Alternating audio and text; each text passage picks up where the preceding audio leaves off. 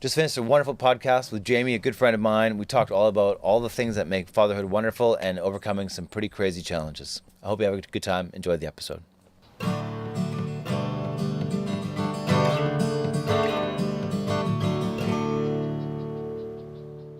All right, Jamie, welcome to the Truedad Napcast. Nice to have you. Thanks for having me. Well, there's a bunch of reasons I was looking forward to talking to you.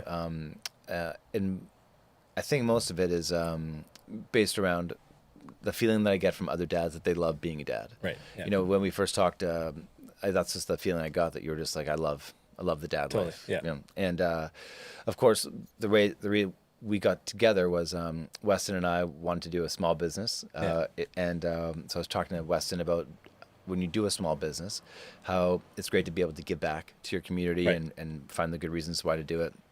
And we were looking for a charity to give to. And I was put in touch with you and your family because your daughter, I'll let you tell the story, but right. And then when we met, I was like, oh man, this guy's such a great guy. So I was Thanks. excited to have you. And why don't you, before we get into everything, the question I start with everyone is, what was it like? Because for me, it's a big moment, marker in time, was when my wife, Michelle, gave me the pregnancy test, and we're like, it's real, it's official. Yeah. What was it like when you got when she showed you? Yeah. What was that day like? Well, the few months leading up to it, once we decided, okay, we want to start having kids, it was awesome as a dad, right? Or as a husband, because she's like thanking me for like trying to have a kid, and I'm like, you're welcome, honey. Right? Anytime. Which is like every other time in my life, I'm just like working so hard, like, you know, and then this is like, I'm doing this for the family so for like a few months, and then she's like, oh, I'm pregnant, and there's part of me that's like, oh, it's over. Yeah. But no, it was great. We went for a walk. It was COVID. So I remember her like just showing me it, and we live right by the water in Brentwood Bay, and just along the water, and she just kind of showed it to me, and it was awesome, and hugged it out, and cool. Yeah, it was great, and we were pretty fortunate. Like, we got pregnant pretty quick, and then pregnancy was pretty chill, honestly. Like, I mean, more tired or this or that, but my wife's really good being pregnant. And then she jokes that she's not very good at giving birth because she had to have C-sections both times, but she's great at being pregnant. Yeah, I remember Michelle and we had a mantra for pregnancy. It was a positive pregnancy. Okay. Because there's, I remember when we went out, we finally got pregnant, right? And as a dad, you're like, I don't know anything. So I can't remember who it was. Someone gave us what to expect when expecting. Yeah. And I read like the first chapter, and I was like, honey, this is a waste of our time. This is just like, here's all like the terrible things that could happen to you, you know, and then good luck. And like, wow, man, that's like if someone gave me a book on life, like, this is all the stuff that could happen. You'd be like, I don't want to get struck by lightning or hit by a bus. Like, whoa, I'll skip it. I know. So I appreciate those moments. Well, we in COVID took a course on kind of like labor and delivery and a little bit of that, and so there's so much conversation. It was all on Zoom because it was COVID. Yeah. And they're like teaching you kind of like baby first aid like through Zoom, and you're like, this is wild. Yeah, I'm not retaining any of this. Yeah, I'm just shattered right now. But then you're also like, you know, people are like, oh, what's your perfect birth plan? And people are going around and they have these like pretty elaborate designs of what they want. And I just remember coming to me and it was like, I don't know, like healthy mom, healthy baby, like I'm pretty good. And I just remember this feeling of like, am I allowed to just say that? Like like everybody had this like, oh, I want this special like Ed Sheeran like song coming on right as like the birth comes, and I'm like, oh, I didn't even know that was a thing. Didn't know I had to plan a playlist. That's that is why I love the talking about dads, because there's just so much that we don't know. Yeah. Well, basically, don't know anything. No. And there's two ways you can go about it. You can try and pretend like you've got time to go back and be a doctor and put a pause on, hey, do you mind just being pregnant for 7 years? Crack this degree out. Or you just have to understand that it's from this point forward forever. There's going to be challenges, ups and downs. I'll just got to roll. Totally. I think it's more about energy than it is about information, to be honest. I think you're right. Well, and even once you figure it out, it always changes. Because it's like the second time she's pregnant, well, now we have a 2-year-old toddler running around. And it's so different, right? Like I remember with Quinn, our first one, you're just sitting there and she's like on my chest and I'm just chilling and whatever. My wife's recovering. And then the second time you're like trying to not get Quinn to, you know, kill our firstborn. But then also like my wife had just had C-section, so you're trying to not get her to jump on there and you're trying to prepare food and like you just... Slightly different than the first time. Yeah, it's so different. You're like, what the heck is going on? And you're like, I don't know how people have like 6 or 7 of these, but... Oh, man, I would joke with a friend of mine. He's got 3 kids. And I think I said something about I had a tough day with the kids, and he's like, 2 kids. What a joke. Yeah, I know. Yeah. You know, yeah. and if you have 2 kids and someone has like a 1 kid, Yeah. and you're like, I'm having a tough day. You're like, one? You're having a tough day with 1? Yeah, what a joke. You know, that's so funny. Yeah. It's so interesting how the second time around, the amount that you're just like more detached and relaxed about things. Totally. Like, oh, I know he's just hungry. He's gonna be fine for 2 seconds. Yeah. Let's just finish this. And Yeah. Oh yeah. you know, I talk in the book about the airplane method, about us bouncing Weston, and he was crying. Like just that baby scream in my ear, right, going through your bones. You're just like shattering, you're shaking a bit. Yeah. And then I was like, what am I doing? What am I doing? Because you feel like that torture is part of it. Oh. I just put him down, and I remembered for some reason I had an earplug in my desk side table, so I went and I put it in my ear. I picked him back up, and I was like, oh, this is way better. You know, and he fell asleep instantly, right? Because he knew I was calm and relaxed. But I feel like the torture, we feel like it's supposed to be there. 100%. But it sure doesn't have to be. You can skip it. Oh yeah. Yeah. But when it comes to challenges, obviously you had a big challenge come your way. Yeah. Give us the. Well, I guess hard to give Cole's notes, but Totally. give us the version of how it went down. Yeah, my oldest, she was 2.5, and Quinn, she started getting just kind of more bruising easily. I didn't know what this word was at the time. It was little red dots on her skin called petechia, and so we took her to the doctor. I'm like she'll be fine. Like she'll walk it off. Like whatever. Yeah. Kids are kids. And then after a couple of weeks, we'd had some friends that looked at her and were in healthcare and said, yeah, this could be like 1,000 things. Anyways, took her to the hospital, or actually took her to the doctor. My wife did in the morning. And the doctor was like, yeah, I'm going to get you to go see a specialist pretty quickly here. And then, so my wife meets up with me. She's really emotional. And I'm kind of like, I still don't think it's that big of a deal. Like, she didn't like directly send you to the hospital. You're probably fine. Yeah. And then we get a call that night saying, yeah, we want you in the hospital right away. And to be honest, I'm still like, sure, like precautionary stuff, like, you know, whatever. Plain and safe. For their insurance reasons, they probably don't want to get screwed. So we go to the hospital, and then you just like are in this, like, you know, those like super passes you get McDonald's, or not McDonald's, Disneyland sometimes. Sure. It's like you skip the line. We just got that. And we like have their own room in Emerge, and you're like, the like lead doctor is like getting me water. I'm like, this seems odd. Like, I'm like, you don't want to be treated too well in healthcare, I find. Okay, good to know. You know, you're like, it means it's probably serious. So I'm like, can I just be with everyone else? So they're doing all these tests. I feel like my wife just instinctively, she just knew, and I was still oblivious to it though. I was still like, we're sure. We're like, I'm so optimistic. And then it wasn't until they like sat us in the room, my wife and I on one side of the couch, or room on a couch, doctor on the other side. Your daughter's got, they didn't say leukemia at the time. They just said that she's got some blood cancer. Yeah. And then we'd be flying out to Vancouver in the morning. Oof. Yeah. So you're just like, it's just heartbreaking. It's surreal. You never think you're going to be that person. Yeah. So I just remember going home, and my mom had come over to watch our youngest and just cried and told her. And my brother had actually just passed like a few weeks before that. My younger brother in a car. He's on a motorbike. So it just felt like I had these conversations with people like 2.5 weeks before that, like the same kind of like, I can't believe this is happening to us. So I just packed a bag and went back to the hospital. And then got loaded up, and we flew in a helicopter. And that ride on a helicopter is super surreal because you're flying lower than you would in a plane, and you're going a little bit slower, and you're just seeing all these landmarks. We live on the Sandwich Peninsula, so we're just seeing like, our house and our church and my mom's house, their grandma, and the park and the pool, and like all these spots. And I'm a guy of faith, and I just remember being like, oh God, please let me bring my daughter back to these spots. And like, I don't have any control of this, but I'm begging you. And then you land, and then they just wheel you up, and then all of a sudden you're in like the nicest part of any hospital you've ever been on. It's like the 8th floor of children's. It's oncology. Like you have your own room, and you're like, this is like crazy nice. Like it's got like its own like couch area and like hangout spot and the Xbox and the TV, and they set you up. And so you feel so supported, but you just like are so traumatized by so many people coming in, and it's just really surreal. And I remember we just hadn't done really any screens up to that point.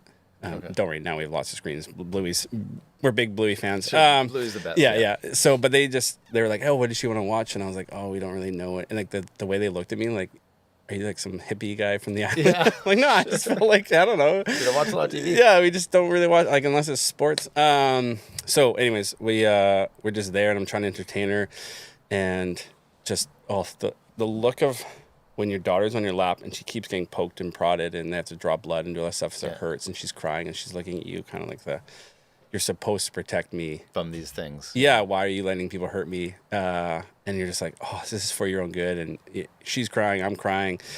But then, honestly, within a couple of days, like it turned around pretty quickly. Like they were able to tell us like the type of leukemia is actually like the best one you could get. Okay.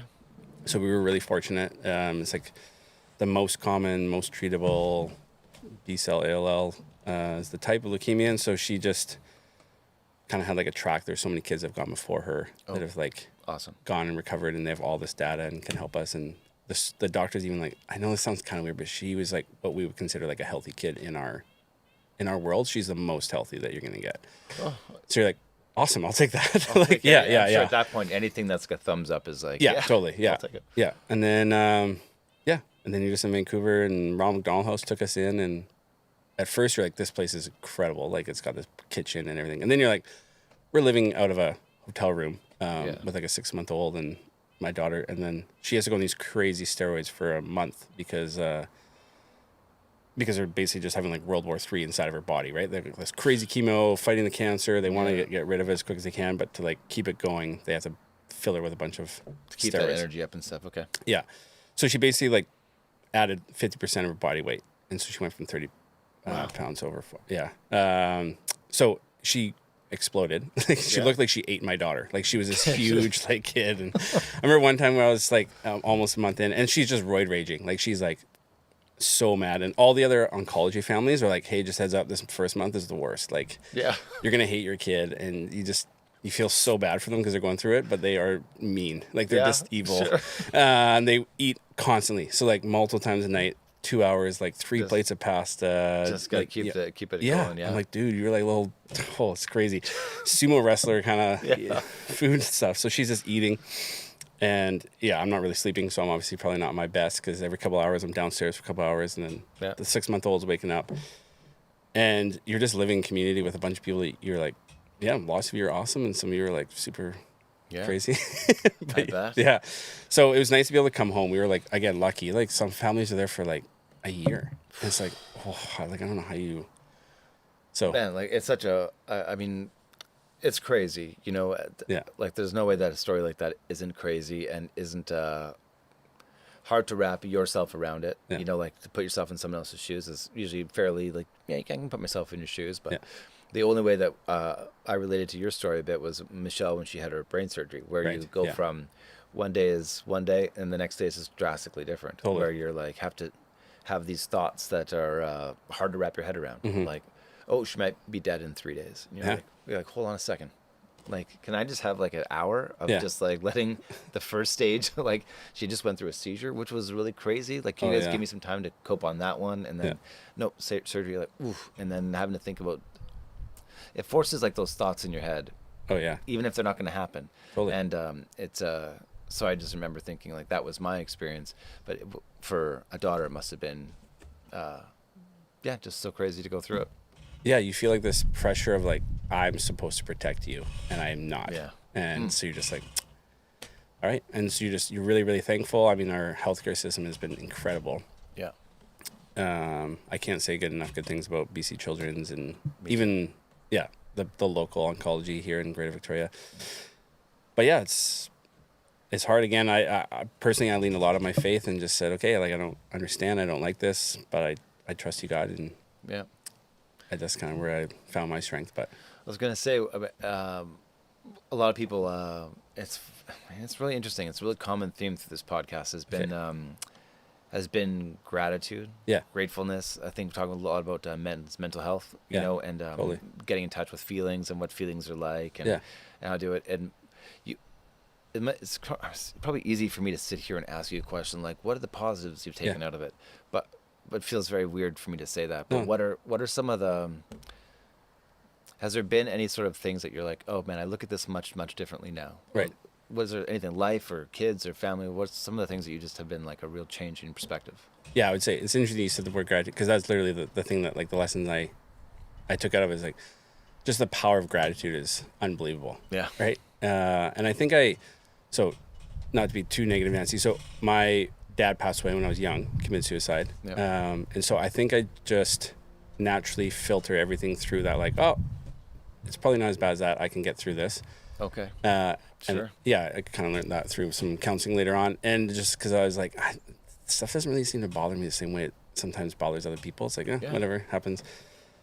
And then obviously, like, brother passing away, my mother-in-law had passed away recently, and then Quinn getting sick. So it kind of felt like this triple attack. And I felt like I could have just gone into this spiral of why me, Sure. And nobody would have blamed you. Yeah. Which probably makes it more tempting to just be like, I can just do this. Yeah, but then you give all the power away. Like, it's like I'm powerless. Like, I have no power to, like, just live my life. And so, and to be honest, my life is still way better than, like, 99% of the world currently.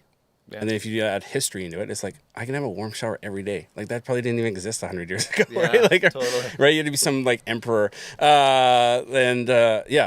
I'm just joking. I know my history a little bit better than that. But, So it sounded good to me. Yeah. And so I'm like, there's so many dads around the world that have to bury their kids or don't get to see them, or they're off at war or whatever. Who knows? Have to watch them starve. I don't know. To me, I'm like, man, my life is so good. Like, I have an unreal wife. I'm just so blessed in that. And community is unbelievable. And where I live is like, So I like actively, like, literally, like, wrote them out and thought through them and went, okay, out of my top 100 things, like, 4 or 5 of them I don't love right now. My circumstances aren't great. But other than that, it's like great. So that was really powerful for me. No, totally. I as talking to lots of expecting dads or new dads, one of the things that we talk about lots is that it feels like it's impossible when you first have some for a lot of people, right? Like, I just don't know what I'm doing. I feel lost. I feel like I'm never gonna get good at this dad stuff. And then I just remind people that, like, so many dads have gone through it with, like, crazy different circumstances, like through famine, through hardship, through being broke and destitute, and still have raised amazing kids who have gone on to be presidents and leaders and all these things, right? And when I was just talking with Gratitude about another guest just a while ago about, I look at it like just a way to extend your positive thoughts. Right. Yeah. If you're kind of grumpy right now, but you feel a little bit grateful for your sunny day, then you just feel a little bit better for the next 30 seconds even. Yeah, totally. And if you can compound that, it just feels like you're having a good day. Yeah, 100%. Yeah. So as you move forward, now you've got, like, this great outlook on life. How do you feel like that's going to impact the rest of your parenting days? Do you feel like there'll be more, hey, let's just live more free, or do you feel like how's it going to impact the future? Yeah, I guess I thought of maybe impact it more, but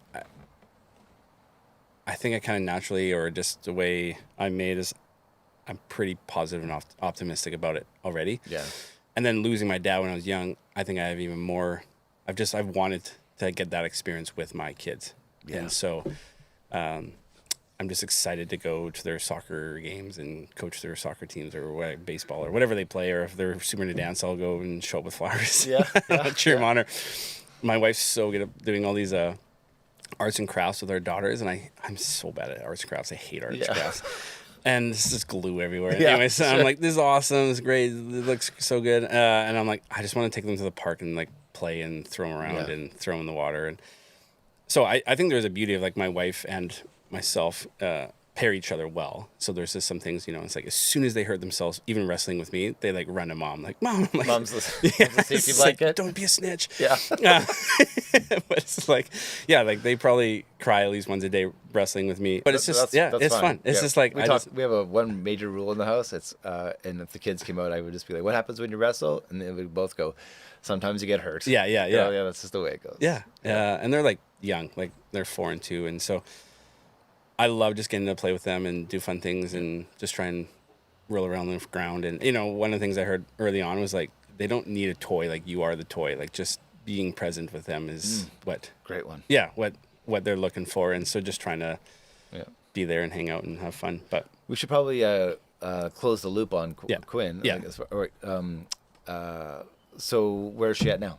Yeah. So she's in what they call maintenance. So kind of the first year and a bit is the more intensive, where you've got, like, weekly, even multiple times a week visits to the hospital. We had to go over Vancouver a couple more times per month. But now, for the next year, it's just going to be kind of at-home treatment. So she's going to we give her like oral chemo. We literally just like grind it and put it in applesauce, and it feels like you're like giving it to a dog. But I've done that before. Yeah, I know, yeah. And it used to be a battle at first, and now we just distract her with like, we're like, okay, you can have a Bluey episode if you like eat applesauce with this, and now she just is a champ. So yeah, twice a day she gets a Bluey episode with some applesauce. So yeah, there's meds, and you kind of feel like a pharmacist because you're like, oh yeah. You must have learned a lot of medical terminology in the last little bit. Yeah, it's crazy. Yeah, I feel like I'm like a partly doctor having this like conversation about bloods and platelets and da. Totally. Yeah, I know all about that. Yeah, stuff. I'm like, oh yeah, neutrophil. Yeah, it's pretty important. So yeah, we're doing that, and then every once in a while she has to go to the hospital and have like a more impactful kind of procedure, like a lumbar puncture and some IV chemo and stuff like that. But that's only about every 3 months. So we're pretty fortunate, again, like comparatively to so many other families. Like I remember the guy I became closest with in the Ronald McDonald house across the hall. His kid had the same type of cancer as Quinn, and then just one day it switched, and then within a month, his kid passed away. And going to that service was like crazy, and hard, and you're like, oh man, that could have been Quinn, like, sure. So there's like always a little bit of that in the back of your mind of like, does it just change or whatever? Or that's probably good for keeping the gratitude top of mind. Yeah, Oh yeah, totally. Yeah. And then just like, again, my wife's a little more cautious around health, like has always been, like I'll have like a nail sticking in my head and I'm like, oh, I'll probably like fall out at some point. And she's like rusty. Yeah. And she like gets like a little tickle and she's like, I'm going to the hospital. I'm like, I don't know if maybe a Halls, like, I don't know, just take that step. So again, we balance each other out well. Sure. And so like today was actually the first time in a year and a half that we've like taken Quinn, like in our family, back to church.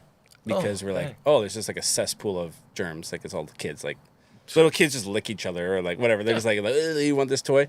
And then, so you're like, I don't want her to get sick, but I don't want to just like bubble life her totally. So you're trying to find the balance. And there must be a whole set of circumstances that are become different. Yeah. I know a lot of parents have like even like when your small child breaks a limb, like when Weston broke his arm, like, oh, okay, everything's different now. Gotta work on these things. But there's there's a fascination that I have with kids and their innocence, their outlooks on life, the perspectives of not being tainted by everything that we all see.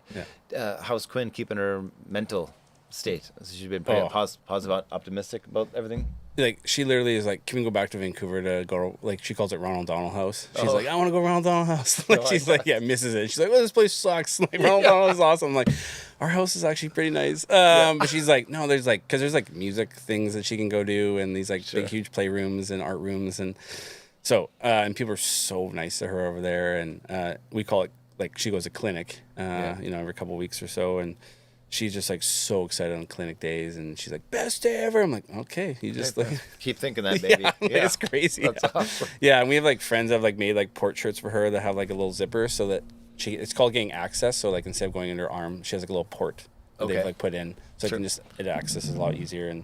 And anyways, people started making us these shirts. Like they're like friends that are nurses, and I'm like, why did you give me a shirt with a zipper? Like, it's like a weird design. And they're like, no, it's like actually functional. I'm like, okay, thanks.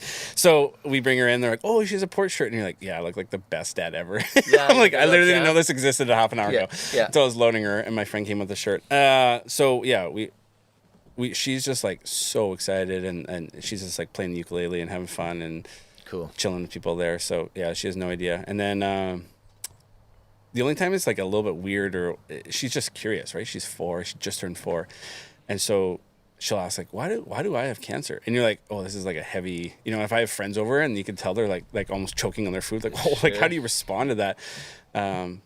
But she's not sad about it. Like she doesn't care the same sort of curiosity. Yeah. More than... She's like, well, why do I have cancer and you don't? Like, why is my hair blonde and your hair brown? Like whatever. It's like, she just is the same. So just explaining that that's going on. But yeah, I know yeah, I mean, explaining things to your kids is an interesting skill in itself, right? Like when I remember the first time, my best friend is black, and I remember Weston saying to me like, "Dad, I don't understand like racism," and I was like, "Because you're right, son. There's no way to understand it. It's just downright dumb. You're right. It's just like it doesn't make sense." Or when my dad got cancer and he ended up passing away, we were super open about it like the whole time with the kids, and. Mainly because I think you need to take care of yourself first, and then your kids, right? If you're in a terrible state of mind, or if you're starving, eat a sandwich, or else you're gonna treat your kid like garbage because you're starving, right? Oh yeah.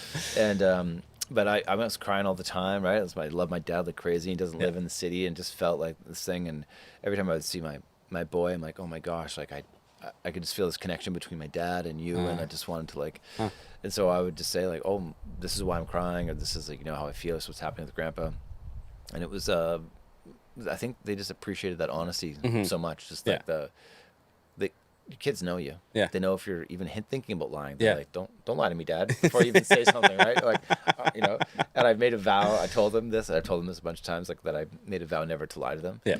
And even if it's gonna hurt you or hurt me, like I will always be honest with you. Which sometimes I wish I didn't. Yeah. Because it puts you in some tough spots. But.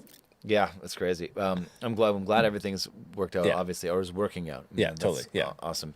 Do you have? Do you think it's like something that will forever be an impact, or do you feel like that maybe it will one day be something like, I don't know, how does it work with this? Is something that the doctors are like, one day you'll never have to worry about it. You just check in once a year and right. Oh, for her.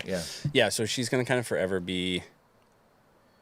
I don't want to use the word test case, but like they want to like track her to be like, hey, is the stuff that we're doing working well as they go on, or are people relapsing as they get down to their adulthood and stuff like that? So she'll always be a part of the system. And I mean, and they're great. Like they're always like, hey, are you comfortable with us using your information for studies? And every time we're like, yeah, 100%. Like if this is going to help the next kid, like there's good for you. Yeah. I'm not going to keep our kids like blood privacy. I don't know. It's all positive. Yeah.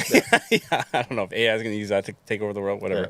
But so she'll kind of be a part of that. So it's definitely until she's 18, she'll be a part of the like more specific care of the Victoria General Hospital with the oncology unit there. But no, I don't think there's going to be any long-term stuff. Like there isn't like, oh, she can't have kids because she like had all this stuff. Awesome.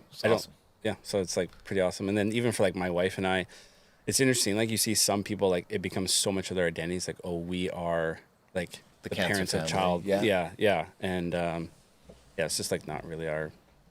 Yeah. Our. Well, you seem to certainly have like, if there's a mindset or a persona to go through this, it seems like you've been lucky to be blessed with that one. Yeah. Even keel, positive thinking. Yeah. Right. Like there's maybe there's a great reason down the road that'll come back, because I think there's something about our innate energy, our innate who we are, that allows us to deal with things. Totally. And in that vein, how do you focus on keeping yourself positive? I know you mentioned counseling at some point. Is that a big piece of the keeping yourself mentally strong? Yeah, I went to a counselor, whatever it was, the spring. So it happened in February. So a couple months, April or so, I was going into counseling. And after about 3 sessions, he's like, you can keep paying me, but I think you're good. Like you've got really great friends and you've got good community and stuff. So, again, I don't want to be preachy, but like my faith is a huge aspect of that, where I just got to like process that with God and feel like, okay, I have like someone to like unload that on. But then I also have just like an unbelievable community of people.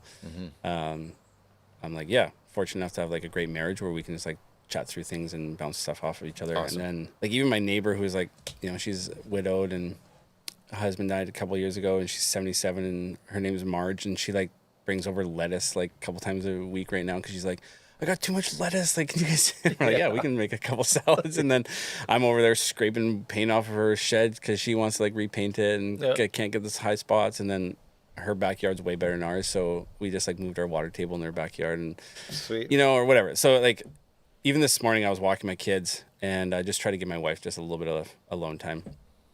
And they just having a total freak out. All they want to do is go back home to mom. And I'm like, no, we're going to go for this walk. And it's just like, and they literally is like running away from me. So I have to like pick her up. And I'm like, we're not, like, it looks like I'm stealing them away from their mom. Because they're like, I want my mom. And my neighbors, instead of like just like looking out and like whatever, like one neighbor came out and she's like, hey, I got some cookies. Like I literally just made them this morning. Do you think the girls want some cookies? So we like sat around their little outside table. And then as we're doing that, another neighbor came out and she like brought bubbles, like 2 little things of like, the blow bubbles. And she's like, do you guys want to do, like, they're just like trying to help me distract them. And awesome. I'm like, it's like, how did I get, like, it's just crazy when you just have good neighbors, like how much better life is. We had good neighbors. We've had amazing neighbors, and I would joke, and I've talked to them all about like what you would pay to have good neighbors. Like if your house was an extra $50,000 or $100,000 to have good neighbors, well, you just sign me up. Whatever that takes. It doesn't even matter what it is. Like it's like so valuable. Yeah. The value of community and family. Yeah. I think. Well, yeah. When you first have a baby, it's everyone comes, and then everyone kind of will filter away, and then you also have this new life, right? For many guys, a drinking life or a going out life or being social life or being really committed to whatever your hobby is. Say you golf 4 times a week, right? Yeah. All of a sudden that changes, and your friends don't call you up as much because they know you're with the baby. Yeah. And but the importance of keeping those people connected is so vital. Huge. Like when they say things like, you raise a baby with a community, not just by yourself. 100%.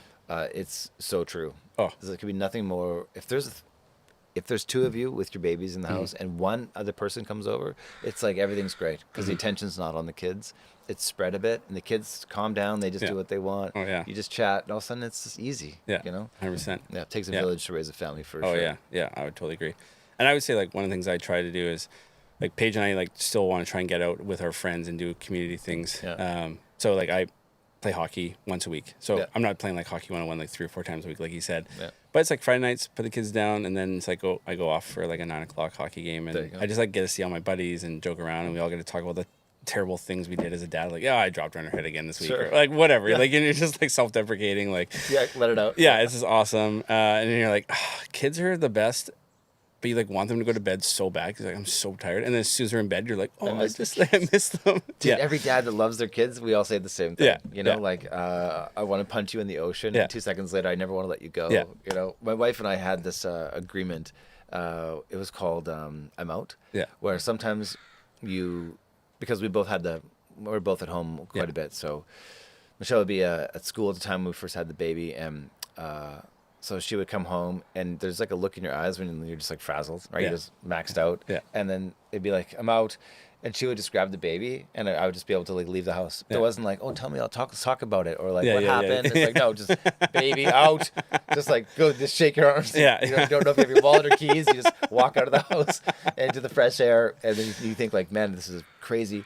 And you start off like, what is this all about? And am I ready? And then after like a 30-second walk around the house, like you're kind of sprinting up the stairs. You can't wait to see him again. Can I just hold him again? It's bizarre. Yeah. It's bizarre. Yeah. I love that about babies. The roller coaster of emotions that you have no idea is coming, and then it hits you like a wave. Oh yeah. I just want to say how thankful I am for you to share that story. Yeah. I know for you, you're obviously a cash guy. It doesn't mean much, but hopefully a lot of people can understand it and feel even a bit more gratitude maybe for their situation every once in a while. Absolutely. Yeah. Thanks for having me. Hey, thanks, Jamie. Yeah, appreciate it. Bye.